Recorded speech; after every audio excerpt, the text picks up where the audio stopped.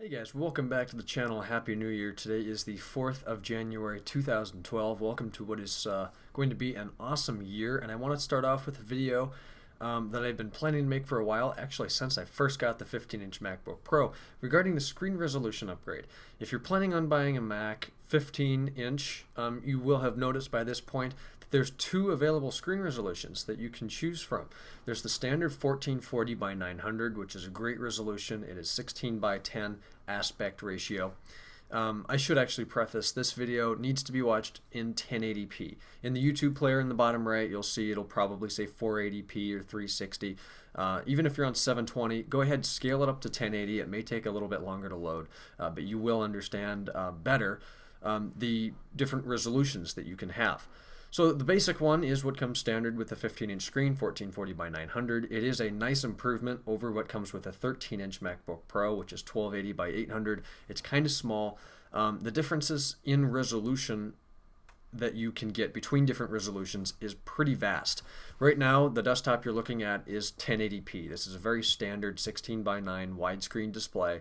Most TVs use it, computer monitors, not necessarily laptops, but most desktop monitors, anything bigger than about 17 or 18 inches, you're going to find in 1080p. The beauty of this is HD video, HD resolution content in general is going to take up the whole screen. You're going to have one pixel in video format for each pixel on the screen, so it's going to be as clear and as crisp as possible, at least as to what our technology allows today. There are greater resolutions, 1440p, found on the 27-inch iMac, the Cinema displays, or the Thunderbolt displays now. And those are phenomenal resolutions as well. But the 15-inch baseline resolution is a little bit smaller. Essentially, larger resolution is going to give you a lot more desktop real estate to work with to be able to look at different content. I can open up two instances of Safari and put them each in a corner of the screen and see two complete web pages with very minimal horizontal scrolling. This can be really productive, give you a lot more real estate to look at content. Whatever you're looking at, watching a movie, you want to have Twitter and different things open on your display, you're going to have more room with greater resolution. With greater resolution comes obviously more cost and higher quality because your DPI, or dots per inch, are denser. The iPhone screen resolution is 326 dots per inch. That's very high. That's your eye can only see 300 pixels in a square inch. Computer monitors are nowhere up in the 300s. I think they're still in the 100s right now, most of them. So it's not going to be as clear. You can get up to it and actually count the different pixels if you get real close and stare at it. Don't recommend doing. Anyways, so this is what a 1080p monitor looks like. Now, throughout the video, I'm going to have some different screenshots of a desktop in 1280 by 800. I'll put that up now. This is what a 13-inch display looks like. You're not going to have a lot of room to do things. You can't really put things side by side. You're going to just see a little bit of it unless you zoom way out of a web page. So if you want to do video editing and having maybe multiple documents open at the same time and looking at content, the 13-inch display and resolution is not going to be the best way to do that. Naturally, it's a smaller screen. The 15-inch, the standard resolution, 1440 by 900, which you see now, is a great resolution to have more space.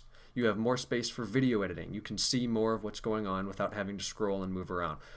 Photo editing in Photoshop, or making stuff in Photoshop, or the Adobe Suite in general, is going to be much easier with a higher resolution display, as you can see things in not only higher quality, but there's just more to be seen. Now, the upgrade rather, for the 15-inch MacBook Pro, you can get 1680 by 1050, which is what I have chosen to do. It's not a 16 by 9 resolution, neither is the 13, 15, or 17-inch MacBook Pro. The only 16 by 9 aspect ratio screen that Apple makes right now is the 11-inch MacBook Air, which has a screen resolution of, I think, 1366 by 768. So anyhow, the 1680 by 1050 adds about a third more, or 33% more screen real estate to your display. That's going to be a lot nicer when working with photos, when working with videos, when doing anything. And that upgrade is, I think, $100.